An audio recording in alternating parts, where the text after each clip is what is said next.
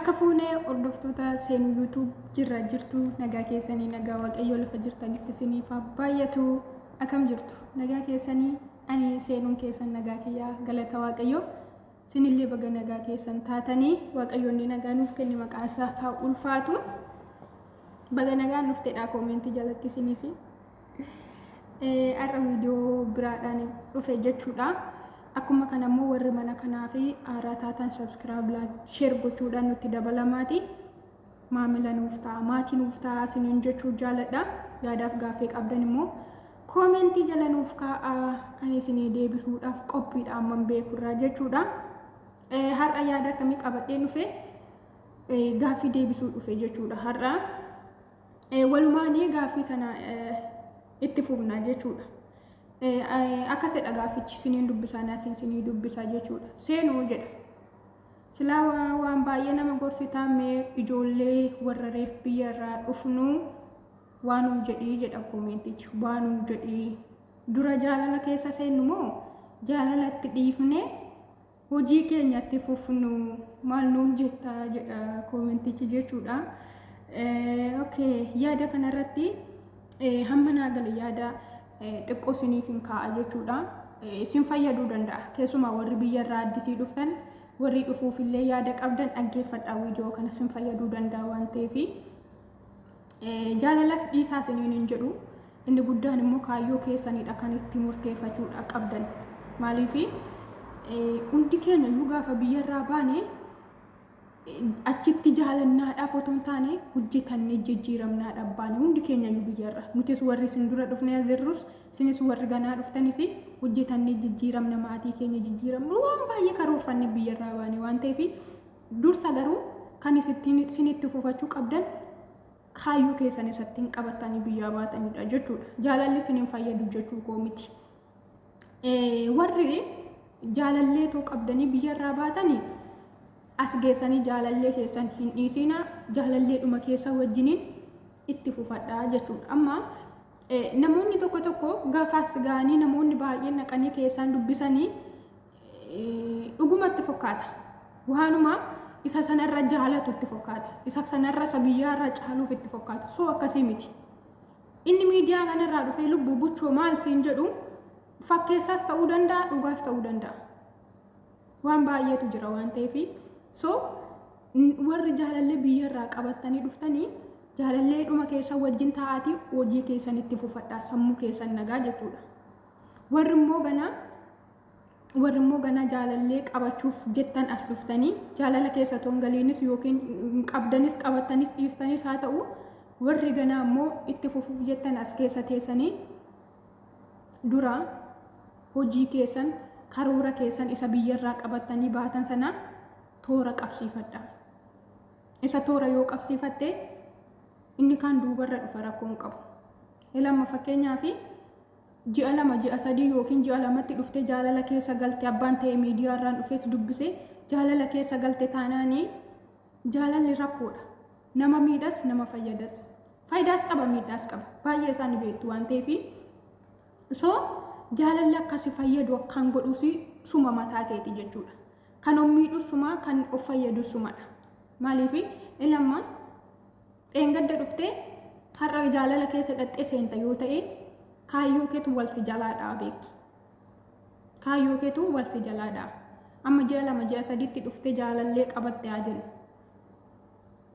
Jaalalleen sun yookiin si faana deemuu dhiisuu danda'a. Nama yeroodhaaf si jaalatte yookiin nama qabeenyaaf si jaalatte ta'uu dhiisuu danda'a hin beekamu jechuudha.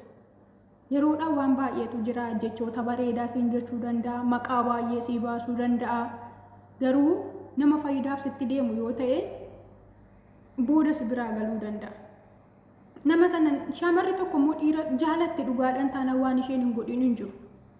Jaalalli waan baay'ees nama godha hundumti keessanuu beektu waan ta'eef keessumaa shamarri tokko dhiira dhugaadhaan jaalatte taanaanii waan isheen hin godhin hin jiru jechuudha.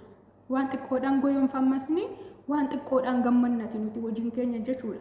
So kanaafuu namni suni yookiin si miidhuuf yookiin faayidaadhaaf yookiin dhugaadhaaf sitti deema ta'ee hin beektu waan ta'eef dura kaayyoo keetti fufsiifadhu. Dura karoora samanaa qabattee baate sana itti fufsiifadhu. Lamma namni kuni yookiin si goyoomsee qullaa kee faasirraa waraabuu danda'a. Yookiin amma miidiyaan toleera argaadhuma ooltu waan ta'eef baay'een isaanii birrii shaamararraa ittiin nyaachuudhaa fi miira taane keessa gashanii qullaa waraabu.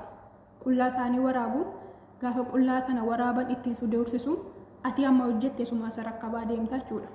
So kanaafuu jalqabarraa jaalalatti hin seenina kaayyoo keessan lafa qabsiifadha. Si galamiti namni kun akkas godhee yookiin waan ta'e sirraa waraabbachuu danda'a. Isaan si doorsisee boru maatiin kun arguu miidiyaa irratti namni yoo na arge maal naan jedhattee har'as borus birriitti ergita taanaani namni sun yeroo sirraa nyaatee dadhabe baduu danda'a si gatee. Yeroo sana hin hojjettaa dafqakeetti namne jaalallee keetti namne booda maal taata sammuu kee duwwaa si ta'aa deema. Waan hojjettu wallaalaa deemta. Hin hojjetta harki kee duwwaa. Kaayyoo keellee walitti fidachuudhaaf walsi jalaadhaa jechuudha. Deebi'ee seensirratu. Kanaafuu yaadni kee eessa yaada? Hin hojjetta garuu dadhabdeetta harki kee duwwaa. Jaalatteetta jaalalleen kee sun sirraa nyaatee bade. Kana gaafa yaaddu booda maal taata? Jireenya kee miidhaa deemta. So garuu kana dhiistee kaayyoo keessa jalqaba qabattee baate sana karoora keessa jalqaba qabattee baate sana sim jettee jaalala isaas dhiistee jechuudha. Yeroodhaaf amma kaayyoo kee toora gashattutti karoora kee itti fufsiifattutti sim jettee jaalala isaas dhiistee hojiidhuma kee itti fufta. Lafa bitadhu waan tokko isinitti hima. Handaanqoo har'a birrii ittiin bitte boruttiin deebitee hin gurgurtu. Dhugaa rabbii isiniin jedha jechuudha. Hojjetadhaa handaanqoo bitadhaa. Horii bitadhaa maatii keessan bira kaawwadhaa. Boru birricha sanaan deebistee hin gurgurtu waan ta'eef. Jabaadhu hojjetadhu birrii kee walitti qabadhuutiin lafa bitadhu. Lafa iddoo 2 iddoo 3 bitadhu. Boru waasisiif ta'a lafti kee. Boru horiin kee isheen ati har'a bitattee lafa keewwatte waasisii taati waan ta'eef otoo jaalalatti hin seenin kaayyoo kee itti fufsiifadhu. Kaayyoo kee toora qabsiifatte taanaan jaalalli boodarra haa dhufu rakkoon hin jiru. Waan hundaatti cimtuu taanaan gaafa dubbattu dubbiin kee jabaa ta'uu qaba. Iddumallee ittiin kufiin namni ta'ee dhufee sin goyoomsin jaalala fakkeessee namni ta'ee dhufee sin goyoomsin namni dhufee haa isiin jedhee lubbuu maa isiin jedhee fi hunduma wajjin hin haasa'in maal jedha Oromoon biddeen nama qubsoosatti beekuu eelee irratti bookuu jedha nama buruuse faana ta'u akkasumatti beektaa bara nama 6-8 janajjantee fi dubarri tokko nama 6-10 janajjanteef ittiin heerumtu hundumatti akkasuma dhiirri tokko nama meeqa janajjaneef hin fuudhu so ariifadhuus jaaladhu qas jedhis jaaladhu kan keetti taanaan waaqayyo lafa siif kaa'e dhiiruma tokkittiidha. Yeroo isaa eeggatee hin dhufa hundisaa yommuu kaayyoon keessa jalaa tabalaashoomnaan deebitee sirreeffachuun sitti ulfaata. Keessumaa biyya hormaa keessa teessee kaayyoon kee jalqaba si jalaa tabalaasha taanaan deebitee sirreeffachuun baay'ee sitti ulfaata. Kaayyoo kee sirreeffattee jaalalatti seente garuu taanaan jaalallee sun kan sitti dhufe yookiin si dhiise yoo deeme dhimma isaan qabdu. Maaliif karoora kee irra jirta waan ta'eef cal jettee itti fuftaa boru abbaa faqqadee dhufa. Ati nama cimtuu taanaan nama karoora qabdu taanaan nama safuu beektu taanaan nama saharma waanallee waan miiraa odeessan utuu hin taane nama kaayyoo ishee gara fuulduraa laaltee deemtu taata taanaan dhiirri barbaaddeetu hin taane barbaadee si argata ofiisaa jechuudha. Kana gochuuf immoo situ cimtuu ta'uu qaba. Amma shamarree biyya arabaa bultiif hin taatu maaliif hin taatu baay'een nu arrabsu bar sokkaruu kana kan godhu nu mataa keenya. Otoo nuti kaayyoo keenyatti dura jabaannee karoorfannee namni akkas nuun hin jiru. Baay'een isaa qullaatti ergee baay'een isaa birrii qullaarraa waraabee birrii meeqa waggaa 5-6 irraa nyaateetu nama kaayyoo hin qabne godhe jechuudha. Nama karoora hin qabne nama kaayyoo malee biyya abbaati nama maatii malee jirtu godhe. Kanaafuu isa dhiisiiti jaalala kee qas jetteetti itti fufta kaayyoo kee itti fufsiifadhu. Karoora keessatti biyya baate itti fufsiifadhu an akka yaada seenutti jechuudha. Jaalalleen booda sitti dhufu. Gaafa ati cimtuu taate dhiirri tokko yoo akka ati cimtuuf jabduu taate ofitti amanamummaa guddaa akka ati qabdu ni beeka bara.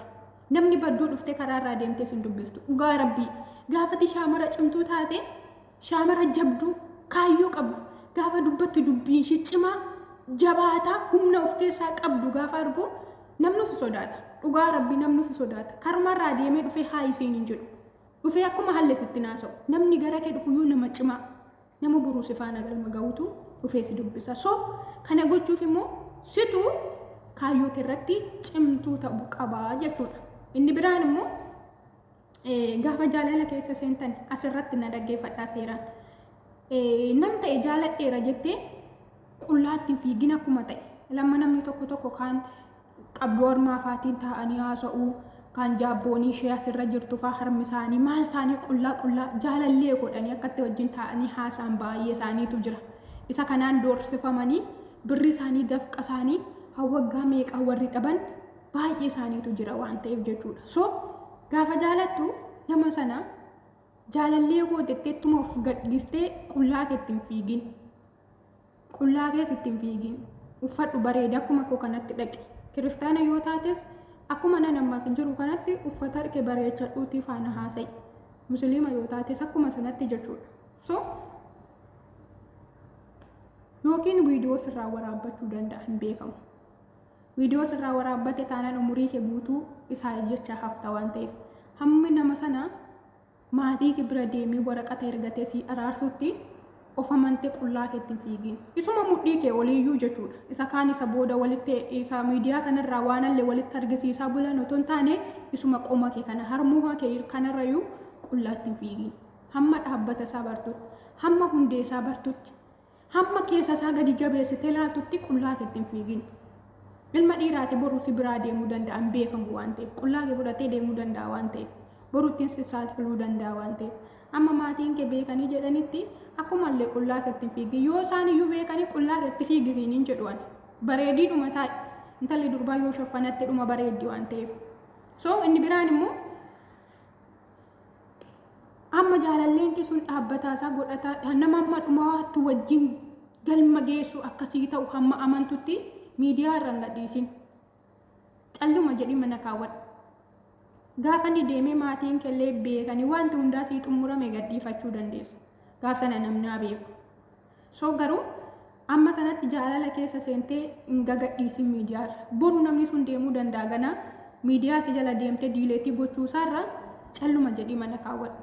Hamma hundee isaa laaltutti hamma hin deemaaf hin taa'aa isaa laaltutti oliin gadee hin firfirsin calluma dhii mana kaa'i.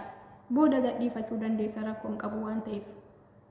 Si gala miti boru namni sun yoo deemeera ta'ee an biraa gara kee dhufa waan ta'eef miidiyaa kee jalatti arguus danda'a arguu dhiisuu danda'a. Yoo waaqayyo si gargaare tokkotti milkaa'uu dandeessa. Yoo tokkotti milkaa'uu baatte immoo nama 2-2 ta'u jaalallee wajjin eegaltee dhiisee deemuu danda'a. Hamma sanaati garuu postiin godhin. Hamma dhaabbata isaa argitutti postiin godhin.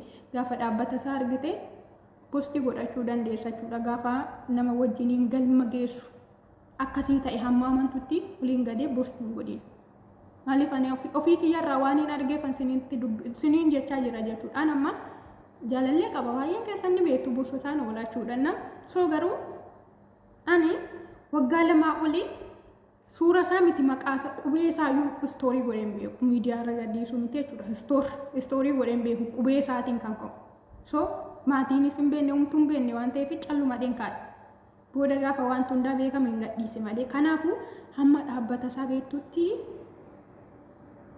hin gadhiisin. Gaafa dhaabbata isaa bartee nama wajjin galma geessu nama siif ta'e gadhiifachuu dandeessa jechuudha. So kanarraa of eeggadhaa. Warri jaalallee keessan biyyarraa fidattanii dhuftan immoo isuma wajjin itti fufadhaa.